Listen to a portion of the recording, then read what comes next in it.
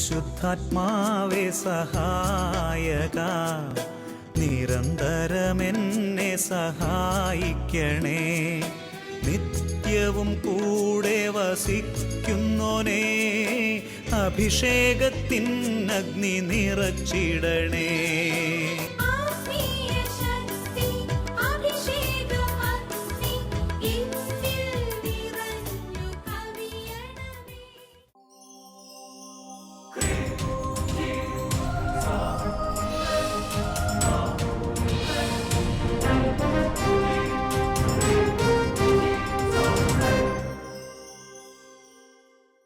Praise the Lord. Praise the Lord. Hallelujah. Hallelujah.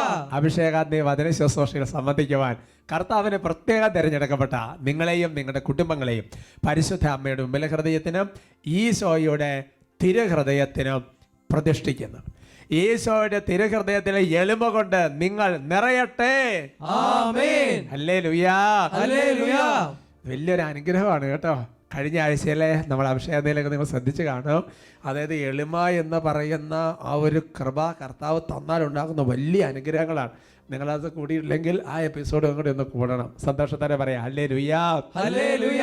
Price the Lord. Praise the Lord. പ്രിയമുള്ള സഹോദരങ്ങളെ, ബഹുമാനപ്പെട്ട സേവർക്കാൻ വട്ടാലിച്ചിൻ്റെ കൂട്ടായ്മയിൽ ഈ ശുശ്രൂഷയിലേക്ക് നമുക്ക് പ്രവേശിക്കാം. വലിയ ദൈവാനുഗ്രഹം കർത്താവ് തരും. എൻ്റെ സഹോദരൻ, ഞാൻ പല ആൾക്കാരോടും സംസാരിക്കുമ്പോഴൊക്കെ അനേക ആൾക്കാർ എന്നെക്കൊണ്ട് ഇനി ഒന്നിനും കൊള്ളുകയില്ല, എൻ്റെ ജീവിതം തീർന്നു, എനിക്ക് രോഗമായി, എനിക്കിനി ഭാവിയില്ല, അങ്ങനെ ഒരുപാട് നിരാശപ്പെട്ട് എന്ന് പറഞ്ഞാൽ ഒന്ന് കയറിപ്പോരാൻ പറ്റാത്ത വിധം ഒരു കുഴിയിൽ അകപ്പെട്ടിരിക്കുന്ന അനേകം, അത് കുട്ടികളടക്കം, യുവതി യുവാക്കൾ, കുടുംബസ്ഥർ, സമർപ്പിതർ. എൻ്റെ സഹോദരൻ, നമ്മൾ അങ്ങനെ നിരാശപ്പെടരുത്. അങ്ങനെ നിരാശപ്പെട്ട് പോകാനുള്ള ഒരു ജീവിതമല്ല ക്രൈസ്തവ ജീവിതം, അല്ലേ? ഉയർപ്പിൻ്റെ വലിയൊരു പ്രത്യാശ നമ്മുടെ ജീവിതത്തിൽ വരണം. റോമാലേഖനം 5:5 ആ വചനം എന്താ പഠിപ്പിക്കുന്നത്? പ്രത്യാശ നമ്മളെ നിരാശരാക്കുന്നില്ല. അപ്പോൾ പ്രത്യാശ നഷ്ടപ്പെട്ടവരെ പോലെ നമ്മളിങ്ങനെ സങ്കടപ്പെട്ട് അങ്ങനെ ജീവിക്കരുത് സഹോദരൻ. അങ്ങനെ അല്ല നമ്മുടെ ജീവിതം. നമുക്ക് കയറി വരാൻ സാധിക്കും, നമുക്ക് മുന്നോട്ട് പോകാൻ പറ്റും. ഈ കാണുന്നതെല്ലാം മാറും. രാത്രിക്ക് ശേഷം ഒരു പ്രഭാതം എന്നതുപോലെ കാര്യങ്ങളൊക്കെ മാറും. ആ ഒരു പ്രത്യാശ നമ്മൾ മുന്നോട്ട് പോകണം. നമ്മൾ ചിന്തിച്ച് നോക്കിയേ, റോമാലേഖനത്തെ 4:18 ആ അബ്രാഹത്തെക്കുറിച്ച് പറയുന്നത്, അല്ലേ? പ്രതീക്ഷയ്ക്ക് സാധ്യതയില്ലാതിരുന്നിട്ടും പ്രതീക്ഷയോടെ അവൻ വിശ്വസിച്ച്. നിങ്ങൾ ആദ്യം ചിന്തിച്ച്, പ്രതീക്ഷയ്ക്ക് യാതൊരു സാധ്യതയില്ല, എന്നിട്ട് എങ്ങനെ പ്രതീക്ഷിക്കുക? പ്രതീക്ഷയോടെ വിശ്വസിച്ചതുപോലെ സംഭവിച്ചു. ഹല്ലേലൂയ. ഹല്ലേലൂയ. അല്ലെങ്കിൽ ഏതെങ്കിലുമൊക്കെ ചില പാപത്തിൽ വീണു, ചില വലിയ ഗൗരവമായ മാരക പാപത്തിലൊക്കെ ചെന്ന് വീണു, ഇനി എനിക്ക് ക്രമ നഷ്ടപ്പെട്ടു പോയി, ഇനി എല്ലാം തീർന്നു. പ്രത്യേകിച്ച് ആ ഉപ്പ് ഉറകട്ട് പോയാൽ പുറത്തേക്ക് വലിച്ചെറിഞ്ഞ അല്ല ചവിട്ടി, അങ്ങനെ ഒരു വചനമുണ്ട്. എന്നാൽ അതിന് മറ്റൊരു വചനമുണ്ട്. അതെന്താണ്? മർക്കോസ് 9:49 കിടക്കുന്നത്. അഗ്നിയാൽ എല്ലാവരും ഉറ കൂട്ടപ്പെടും. നമുക്കൊരു ഭാവിയുണ്ട്, നമുക്കൊരു പ്രത്യാശ വരുന്ന ഒരു ഭാവിയുണ്ട്. അത് വചനമാണ്. അതിന് സങ്കടപ്പെടരുത് കേട്ടോ, നിരാശപ്പെടരുത്. നമുക്ക് നന്നായിട്ട് നമുക്ക് പ്രാർത്ഥിക്കാം. കർത്താവ് വലിയ പ്രത്യാശ കൊണ്ട് നമ്മളെ നിറയ്ക്കും. എഴുന്നേറ്റ് നിൽക്കാവോ? എഴുന്നേറ്റ് കരങ്ങളൊക്കെ തുറന്ന് പിടിച്ച് ആരെങ്കിലും നിരാശയ്ക്ക് അടിമപ്പെട്ട് ഈ ശുശ്രൂഷയെ സംബന്ധിക്കുന്നുണ്ടെങ്കിൽ ദൈവാത്മാവ് ഇപ്പത്തൊട്ടും കർത്താവ് നമ്മുടെ ജീവിതങ്ങളിൽ ഇടപെടും. കർത്താവ് വലിയ പ്രത്യാശ കൊണ്ട് നമ്മുടെ ജീവിതത്തെ നിറയ്ക്കും. തകർന്നു കിടക്കുന്ന ജീവിതങ്ങളെ പണിതുയർത്തുന്നവനാണ് ദൈവം. ഏതെങ്കിലും വ്യക്തികൾ ഈ വചനം നിങ്ങൾ കേട്ടോണ്ടിരിക്കുമ്പോൾ ഏതെങ്കിലും വിധത്തിൽ ഒരുപാട് നിരാശപ്പെട്ട് സങ്കടപ്പെട്ട് കഴിയുന്നവരെ കുറിച്ചുള്ള ഓർമ്മ നിങ്ങളുടെ മനസ്സിൽ വരുന്നുണ്ട്. അവർക്ക് വേണ്ടി പ്രാർത്ഥിക്കുക. കർത്താവ് അനുഗ്രഹിക്കും, കർത്താവ് തൊടും. നമ്മുടെ ദൈവം നമ്മൾ തള്ളിക്കളയുന്ന ദൈവമല്ല, നമ്മൾ ഇഷ്ടപ്പെടാത്ത ദൈവമല്ല. നമ്മളെ ദൈവത്തിന് ഇഷ്ടമില്ലെങ്കിൽ ദൈവം സൃഷ്ടിക്കുകയില്ലായിരുന്നു. ദൈവം സൃഷ്ടിച്ചിട്ടുണ്ടെങ്കിൽ നമ്മളെക്കുറിച്ച് ദൈവത്തിന് സ്വപ്നവും പ്രതീക്ഷയുണ്ട്. ഉരുകി പ്രാർത്ഥിക്കുക. ഉന്നതത്തിൽ നിന്നും ഭക്തിനാളമായി ആത്മാവേ വരണേ, ഉറകെട്ടുപോയ ഉപ്പായ എന്നെ ഉറകൂട്ടിടണമേ. കനലുകളൂതി തീയാക്കൂ, എന്റെ കുറവുകളെല്ലാം നിറവാക്കൂ. കനലുകളൂതി തീയാക്കൂ, എന്റെ കുറവുകളെല്ലാം നിറവാക്കൂ. ആത്മാവേ റൂഹായേ എന്നിൽ കത്തി പരിശുദ്ധാത്മാവിനെ ഉള്ളിലൂടെ ദാഹിക്കുകയാണ്. ആത്മാവേ റൂഹായേ എന്നിൽ കത്തി പടരണമേ. ഓരോരുത്തരും ഹൃദയം തുറന്ന് കർത്താവിന്റെ സന്നിധിയിൽ പ്രാർത്ഥിക്കുകയാണ്. ദൈവാത്മാവ് ഓരോരുത്തരെ ഹൃദയങ്ങളെ സ്പർശിക്കും. മക്കബാരുടെ 2-ാമത്തെ പുസ്തകത്തിൽ കർത്താവ് പുറകോട്ട് പോയി ഇതുപോലത്തെയുള്ള അവസ്ഥ, ഒരു കൊഴുത്ത ദ്രാവകം പോലെയുള്ള ഒരവസ്ഥ. എന്നാൽ ബലിപീഠത്തിന്റെ സമീപത്തേക്ക് വന്നപ്പോൾ വീണ്ടും ഒരു അഗ്നിയായി മാറിയൊരവസ്ഥയുണ്ട്. ഒരുപക്ഷെ ഒരുപാട് പാപത്തിലും ജഡത്തിന്റെ അടിമത്തത്തിലും ഒക്കെ തകർന്ന് ജീവിതം അവസാനിപ്പിച്ച് അതുപോലെ തകർന്ന ജീവിതമാണെങ്കിലും വചനം വെളിപ്പെടുത്തുകയാണ്, നിരാശപ്പെടരുത്, സങ്കടപ്പെടരുത്. പരിശുദ്ധാത്മാവ് നമ്മുടെ ഉള്ളിൽ കത്തി ജ്വലിച്ച് വീണ്ടും ഒരു സാധ്യതയുണ്ട്, വീണ്ടും ഒരു പോസിബിലിറ്റി ഉണ്ട്. ഓരോരുത്തരും പ്രാർത്ഥിക്കുക. അവർ ആരും ശ്രദ്ധിക്കുന്നില്ല. കരങ്ങൾ ഹൃദയത്തോട് ചേർത്ത് വെച്ചോ, കരങ്ങൾ തുറന്ന് പിടിച്ചോ, ഓരോരുത്തരും പ്രാർത്ഥിക്കുകയാണ്, മറ്റുള്ളവർക്ക് വേണ്ടി അപേക്ഷിക്കുകയാണ്. ജഡമോഹങ്ങളിൽ വലയം ഞങ്ങളിൽ പുതിയൊരു ജനനം നൽകണമേ. ജഡമോഹങ്ങളിൽ വലയും ഞങ്ങളിൽ പുതിയൊരു ജനനം നൽകണമേ. നിർമ്മലമായൊരു ഹൃദയം നൽകി പുതിയൊരു ജീവിതമേക. നിർമ്മലമായൊരു ഹൃദയം നൽകി പുതിയൊരു ജീവിതമേക. ആത്മാവേ കൃപയേകണമേ, വരദാനങ്ങൾ നൽകണമേ.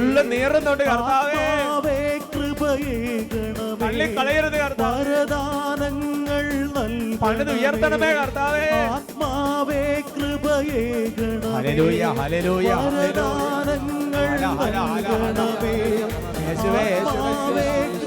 ആവർത്തിച്ച് യേശുവിന്റെ നാമം ഉരുവിട്ട് പ്രാർത്ഥിക്കുക. ഈശോയുടെ നാമത്തിൽ ഉരുവിട്ട് പ്രാർത്ഥിക്കുക. കരച്ചിൽ നിർത്തി കണ്ണീർ തുടയ്ക്കൂ. ദൈവത്തിന്റെ വചനമാണത്.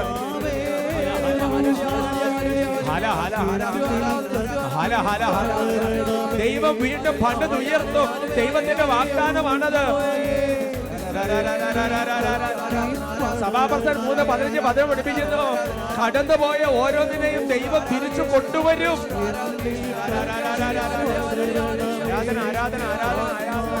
ജോയൽ 2:22 വെട്ടുക്കിളി, കമ്പളിപ്പുഴു, വിട്ടിൽ എന്നിവ തിന്നുവ നശിപ്പിച്ചതെല്ലാം ഞാൻ നിനക്ക് തിരിച്ചു തരും. നിന്റെ ഭാവി പ്രത്യാശ ഭരിതമാണെന്ന് കർത്താവ് അരുളി ചെയ്യുന്നു. നിന്നെ കുറിച്ച് കർത്താവ് നിശ്ചയിച്ചുള്ള കാര്യങ്ങൾ നിറവേറ്റുമെന്ന് വചനം വെളിപ്പെടുത്തുന്നു.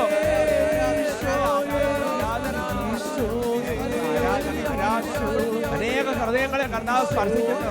അനേക ഹൃദയങ്ങളെ കർത്താവ് ആശ്വസിപ്പിക്കുന്നു. അനേക ഹൃദയങ്ങളിൽ വിശ്വാസം, പ്രത്യാശയും പ്രതീക്ഷയും നൽകി അനുഗ്രഹിച്ചുകൊണ്ടിരിക്കുന്ന സമയമാണല്ലോ ഇത്. നമ്മളിവിടെ പ്രാർത്ഥിച്ചുകൊണ്ടിരിക്കുമ്പോൾ തന്നെ അനേക സ്ഥലങ്ങളിൽ അനേക ആരെയോർത്ത് പ്രാർത്ഥിക്കുന്ന അവരുടെ ഈശോ ചെല്ലുന്ന സമയമാണല്ലോ ഇത്.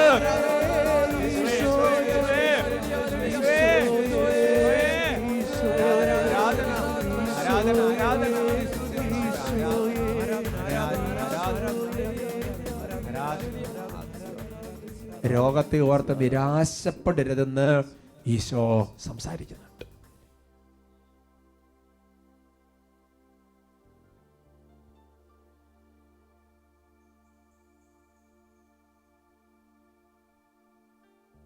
Praise the Lord. Praise the Lord. Hallelujah. Hallelujah. അനേകം ഹൃദയങ്ങളെ കർത്താവ് തൊട്ടിട്ടുണ്ട്. കണ്ണുനീരോടെയൊക്കെ പ്രാർത്ഥിക്കാൻ ഈശോ നൽകുന്ന അഭിഷേകമാണ്. അവർക്ക് പറയാം ഹല്ലേലൂയ. ഹല്ലേലൂയ. ഇരിക്കാം. ഇന്ന് നമ്മൾ ചിന്തിക്കുന്ന വിഷയം, പാപം ഈശോയെ ഏൽപ്പിച്ചാൽ എന്ത് സംഭവിക്കും? ഹല്ലേലൂയ. ഹല്ലേലൂയ. വലിയ ഒരു അനുഗ്രഹമാണ് സഹോദരങ്ങളെ. പാപം ഈശോയെ ഏൽപ്പിച്ചാൽ സംഭവിക്കുന്ന ഒന്നാമത്തെ കാര്യമെന്ന് പറയുന്നത്, പാപം ഈശോയെ ഏൽപ്പിച്ചാൽ ആ പാപം ഇല്ലാതാവും. ഏൽപ്പിച്ച പാപം പിന്നെ ഇല്ല. Price the Lord. Praise the Lord. പിന്നെ അങ്ങനെ സംഗതി ഇല്ല. അപ്പോസ്തല പ്രവർത്തനങ്ങളിൽ 3-ാമത്തെ അധ്യായത്തിൽ 19-ാം തിരുവചനം, ആക്ട്സ് ചാപ്റ്റർ 3 വേഴ്സ് 19. അതിനാൽ നിങ്ങളുടെ പാപങ്ങൾ മായിച്ചു കളയാൻ പശ്ചാത്തപിച്ച് ദൈവത്തിലേക്ക് തിരിയുവിൻ. ഹല്ലേലൂയാ, ഹല്ലേലൂയ. ദൈവാത്മാവ് അപ്പസ്തോലന്മാരിലൂടെ സംസാരിക്കുകയാണ്. നമ്മുടെ ജീവിതത്തിലെ പാപങ്ങൾ നമ്മൾ പശ്ചാത്തപിച്ച് ദൈവത്തിലേക്ക് തിരിയുമ്പോൾ സംഭവിക്കുന്നത് അതെല്ലാം മായിച്ചു കളയും. ഹല്ലേലൂയാ, ഹല്ലേലൂയ.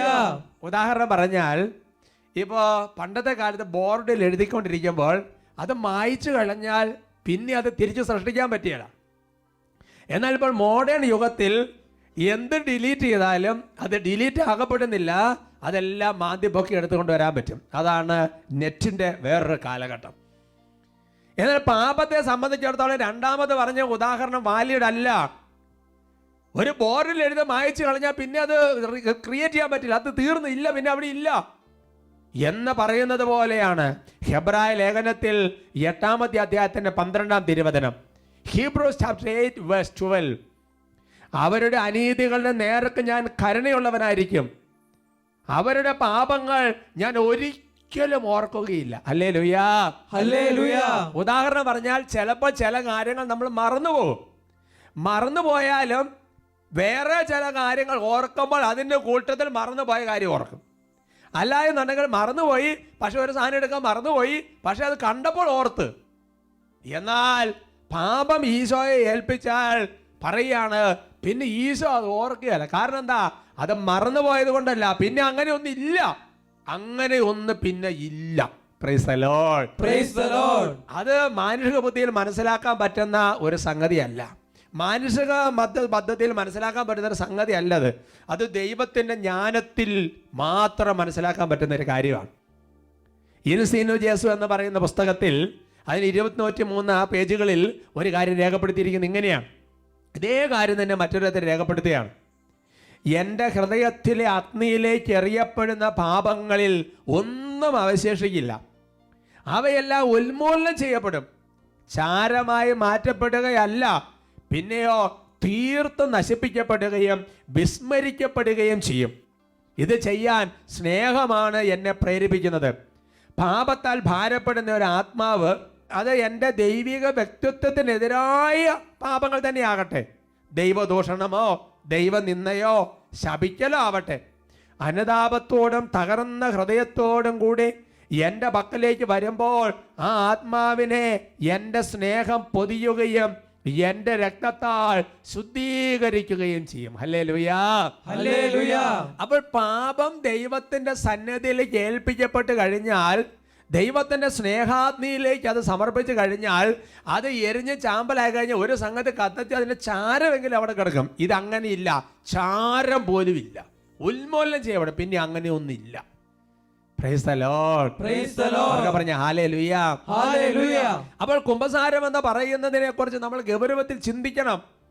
ഒരുപാട് ദൈവാനുഗ്രഹങ്ങൾ നമ്മുടെ ജീവിതത്തിലേക്ക് കൊണ്ടുവരുന്ന ഒരു സംഗതിയാണ്. വിശുദ്ധ കുർബാനയിലെ പ്രാർത്ഥനകളിൽ ഈ കാര്യങ്ങൾ മനോഹരമായി രേഖപ്പെടുത്തിയിട്ടുണ്ട്. സീറോ മലബാർ സഭയിലെ കുർബാനയിൽ ഒരു ക്രമത്തിൽ കൂശാപ പ്രാർത്ഥന ഞാൻ വൈദികൻ രഹസ്യമായിട്ട് സമൂഹ പ്രാർത്ഥിച്ചുകൊണ്ടിരിക്കും, ചെല്ലുന്ന ചെറിയ പ്രാർത്ഥന. ആ പ്രാർത്ഥനയിൽ ഒരു പ്രാർത്ഥന ഇതിങ്ങനെയാണ്. നിങ്ങൾ വിശുദ്ധ കുർബാനയുടെ പുസ്തകങ്ങളൊക്കെ എടുത്തുനിന്ന് വായിച്ച് നോക്കുന്നതല്ല, കുട്ടികളൊക്കെ നോക്കണം.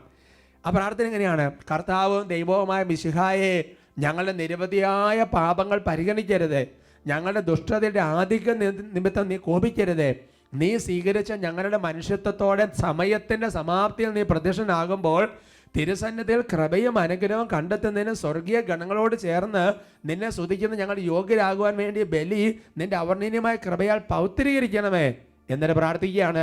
ഞങ്ങളുടെ പാപങ്ങൾ തുടച്ചു നീക്കാൻ ഇതിന് ശക്തി നൽകുകയും ചെയ്യണമേ. ഹല്ലേലൂയാ, ഹല്ലേലൂയാ. അപ്പോൾ കൂദാശകൾക്ക്, കുമ്പസാരം എന്ന് പറയുന്ന കൂദാശകൾക്ക് വിശുദ്ധ കുർബാനയിൽ നമ്മൾ സംബന്ധിച്ച് പ്രാർത്ഥിക്കുമ്പോൾ പാപത്തിന്റെ കറകളും കടങ്ങളും എല്ലാം തുടച്ച് മാറ്റിക്കളയാൽ പിന്നെ ഇല്ല.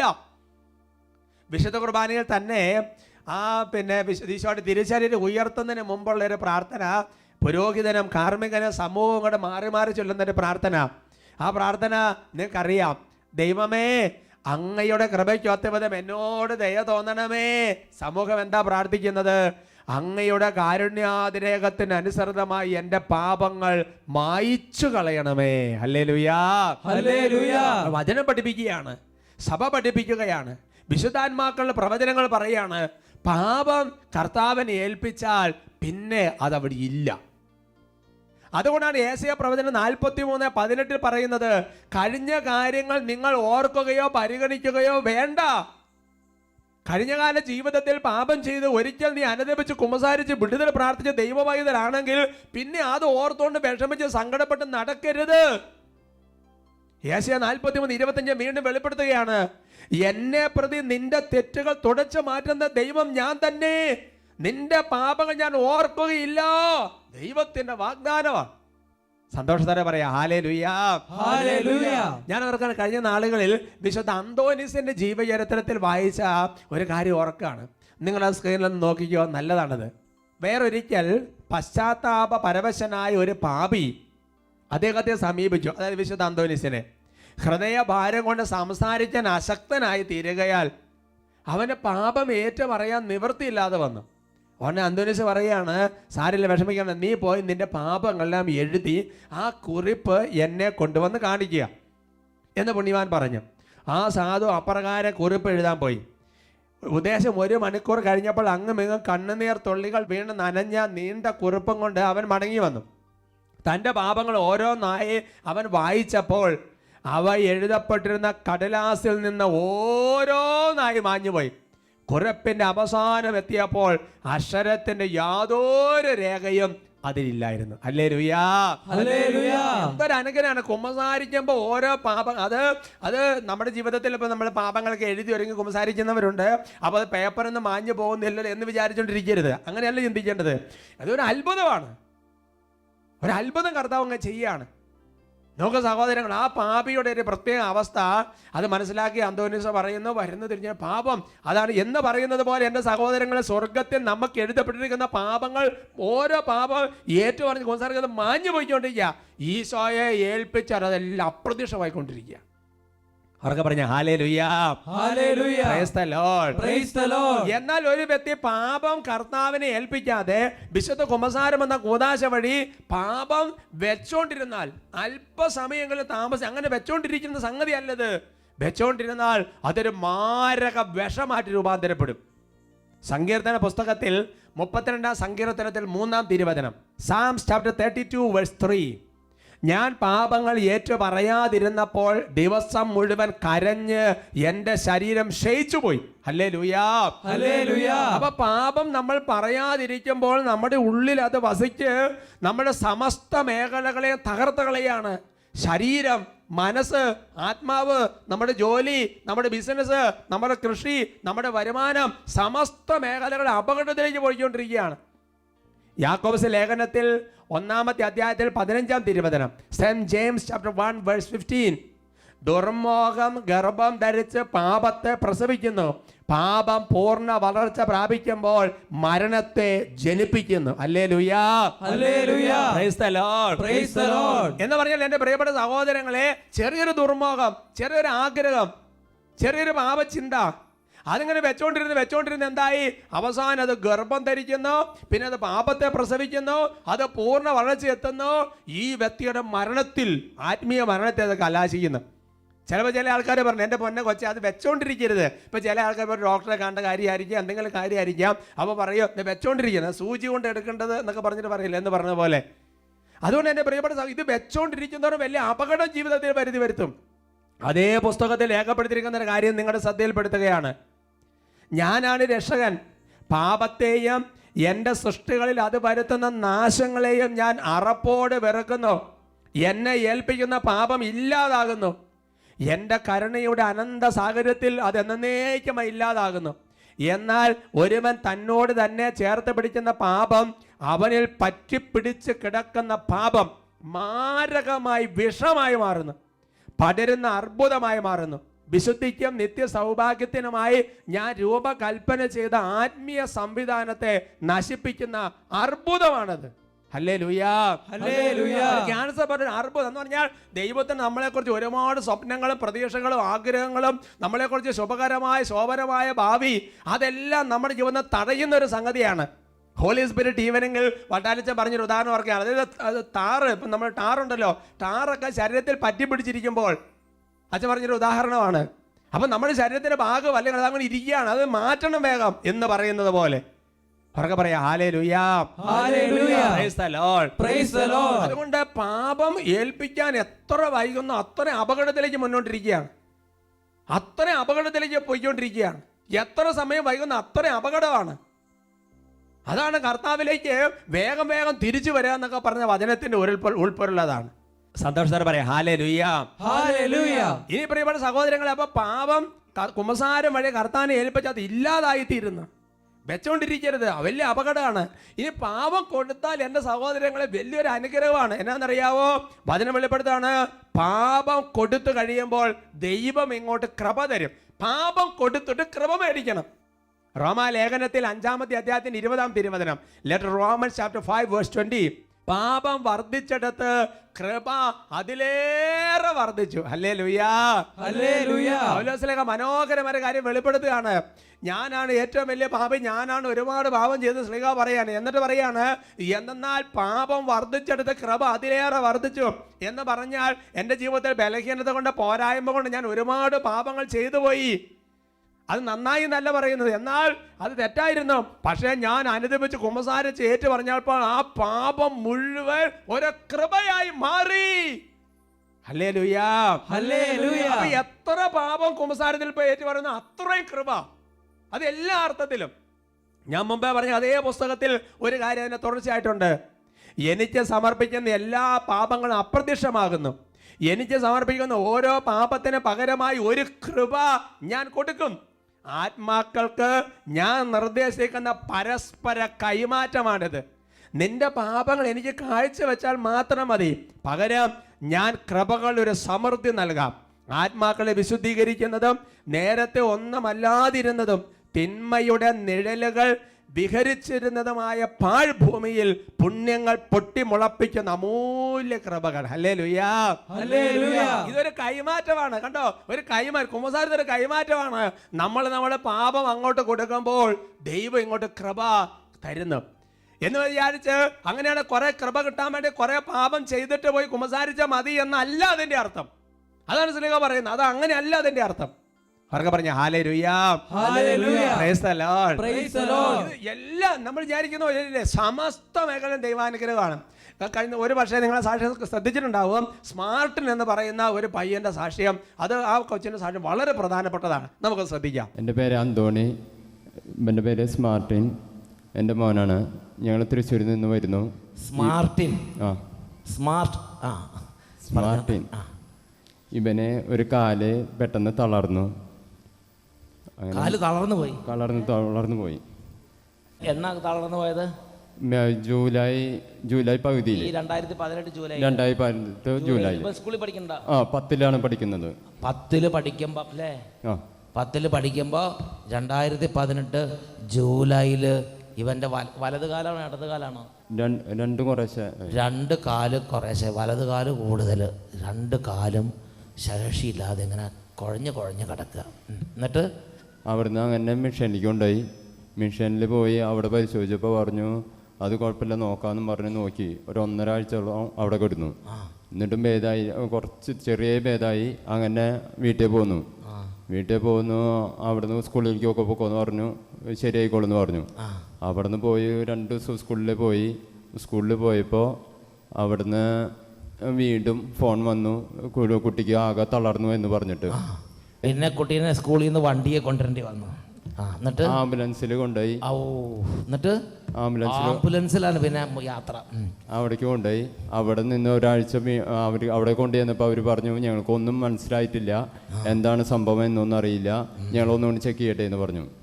അവിടെ നിന്ന് ചെക്ക് ചെയ്തിട്ട് നോക്കുമ്പോൾ പിന്നെയും പറഞ്ഞു നോക്കട്ടെ എന്ന് പറഞ്ഞു. അവിടെ നിർത്തി. അപ്പോൾ ലാസ്റ്റ് ഞങ്ങൾ വീട്ടിൽ പോന്നിട്ട് അട്ടപ്പാടി ധ്യാന കേന്ദ്രത്തിലേക്ക് വന്നു. അട്ടപ്പാടി നമ്മുടെ സെഹിയോൻ ധ്യാന കേന്ദ്രത്തിലേക്ക് വന്നു. ഇവിടേക്ക് തന്നെ.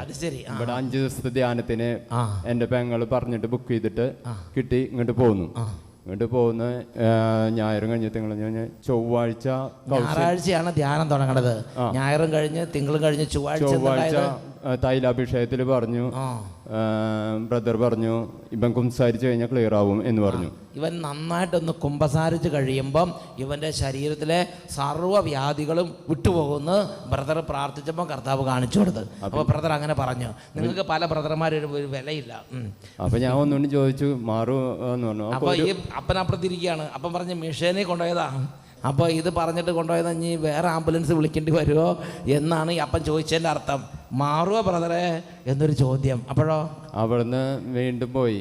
അല്ല എന്നിട്ട് അപ്പം ബ്രദർ എന്ത് പറഞ്ഞു? ഓക്കെ മാറും, അത് കുഴപ്പമില്ല, ഞങ്ങൾക്കത് ശരിക്കും ഇത് കിട്ടി, വെളിപ്പെട്ട് കിട്ടിയിട്ടും എന്നാണ് വെളിപ്പെട്ട് കിട്ടിയിരിക്കണെന്ന് പറഞ്ഞു.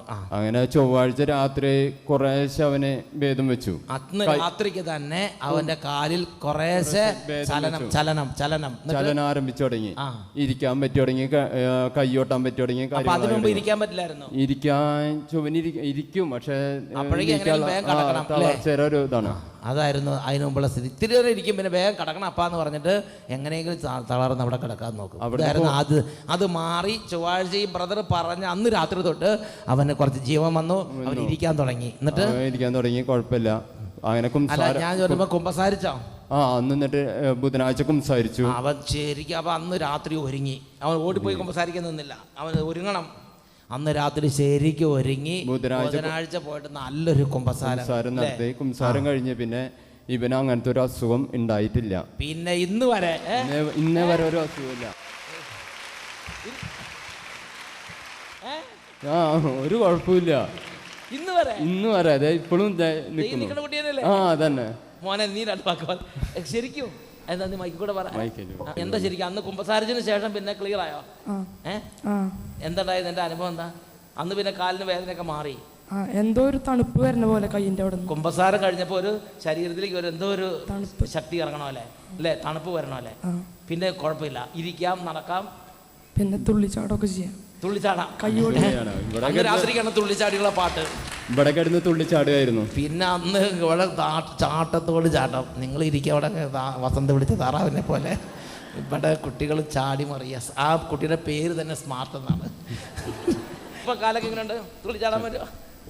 ഒരു കുഴപ്പമില്ല, ചാടിക്ക് നോക്കിയേ, ഒരു കുഴപ്പം. അന്ന് രാത്രി തന്നെ ഇതുപോലെ ചാടിയില്ലേ?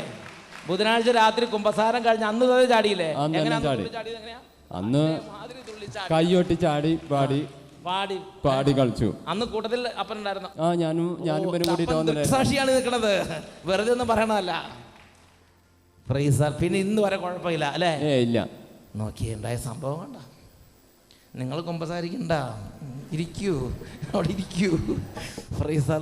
സന്തോഷത്തോടെ പറയാം ഹല്ലേലൂയ, ഹല്ലേലൂയ. നോക്ക് സാർ, ഇതിപ്പോ ഒരു കുമ്പസാരം കഴിഞ്ഞപ്പോൾ ഇതുണ്ടായത് ഭൗതികമായ മണ്ഡലത്തിനുണ്ടായിരുന്ന ഒരു ബ്ലെസ്സിംഗ് ആണ്.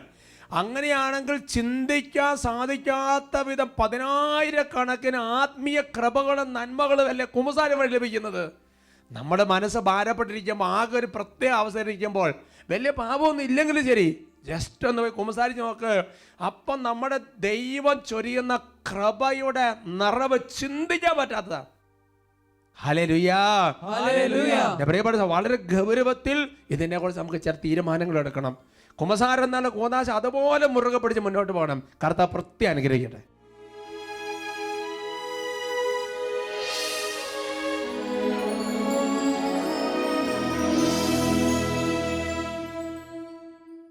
യേശയ്യ പ്രവചനത്തിലെ വചനം നമുക്ക് ഓർക്കാം. ആത്മാവിൽ എളിമയും അനുതാപവും ഉണ്ടായിരിക്കുകയും എൻ്റെ വചനങ്ങൾ കേൾക്കുമ്പോൾ വിറയ്ക്കുകയും ചെയ്യുന്നവനെയാണ് ഞാൻ കടാക്ഷിക്കുന്നത്. കരങ്ങൾ കൂപ്പി ഓരോരുത്തരും പ്രാർത്ഥിക്കട്ടെ. ദൈവം അനുതാപം തരണമേ, എളിമപ്പെടാൻ കൃപ നൽകണമേ, പാപങ്ങൾ ഏറ്റുപറയാൻ കൃപ നൽകണമേ, കൃപ പ്രാപിക്കാൻ കൃപ നൽകണമേ. ഉള്ളുരുകി പ്രാർത്ഥിക്കുന്നു. പാപം ചെയ്തു പോയി ഞാൻ, യേശുവേ കനിയേണമേ.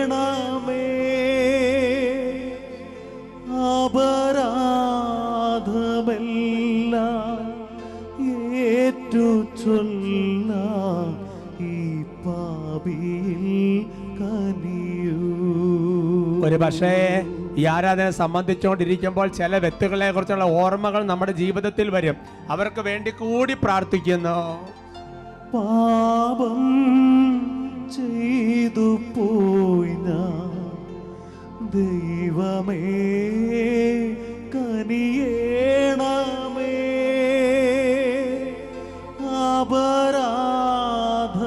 അപരാധമെല്ലാം ഏറ്റു ചൊല്ലാം ഈ പാപിയിൽ കനി. കരങ്ങൾ ഉയർത്തി ഉച്ചത്തിൽ വിളിക്കട്ടെ, യേശുവേ